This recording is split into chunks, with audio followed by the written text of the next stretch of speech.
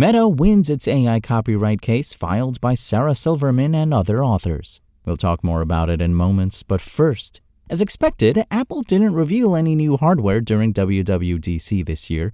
The event is typically reserved for announcing software and services upgrades, so we're not surprised. That means our recommendations for the best MacBooks remain the M4 MacBook Air for most people, the M4 MacBook Pro for creatives, and the MacBook Air with the M3 chip as an excellent budget option. True, in a lineup consisting of just 2 models, the choice may seem straightforward, but if you're wondering what you get with an Apple laptop or what the difference is between the consumer-grade and Pro models, our guide will help. We also break down the specs to consider, like screen size, storage capacity, and Apple's chip configurations, so you can pick the best MacBook for you based on our testing and reviews. Check out our list of the best MacBooks for 2025 at Engadget.com.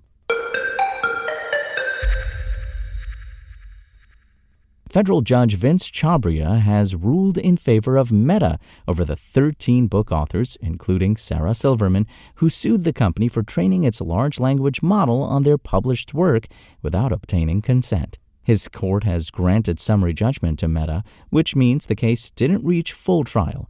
Chabria said that Meta didn't violate copyright law after the plaintiffs had failed to show sufficient evidence that the company's use of the author's work would hurt them financially. In his ruling, Chabria admitted that in most cases it is illegal to feed copyright-protected materials into their large language models without getting permission or paying the copyright owners for the right to use their creations. By training generative AI models with copyrighted works, companies are creating something that often will dramatically undermine the market for those works, and thus dramatically undermine the incentive for human beings to create things the old-fashioned way, he wrote. However, the court must decide cases based on the evidence presented by the parties, he said. For this particular case, the plaintiffs argued that Meta's actions cannot be considered fair use. They said that their creations are affected by Meta's use because the company's LLM, Llama, is capable of reproducing small snippets of text from their books. They also said that by using their books for training without consent, Meta had diminished their ability to license their work for LLM training.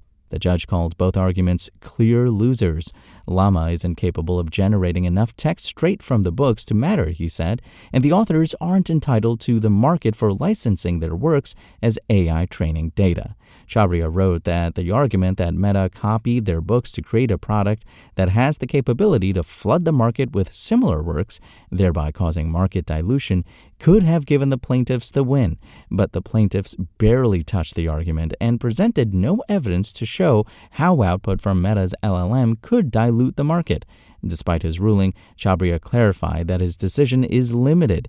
It only affects the 13 authors in the lawsuit and does not stand for the proposition that Meta's use of copyrighted materials to train its language models is lawful. Another judge, William Alsop, who recently sided with Anthropic in a class action lawsuit, also brought by a group of authors who accused the company of using their copyrighted work without permission. Alsop provided the writers recourse, though, and allowed them to take Anthropic to court for piracy.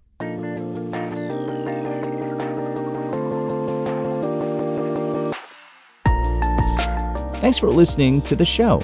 Make sure to rate, review, and subscribe on Apple Podcasts. Today's show featured journalism by Engadget contributor Mariella Moon and was produced by Spoken Layer.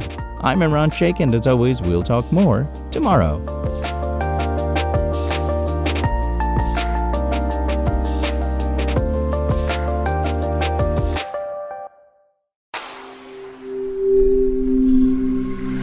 Spoken Layer.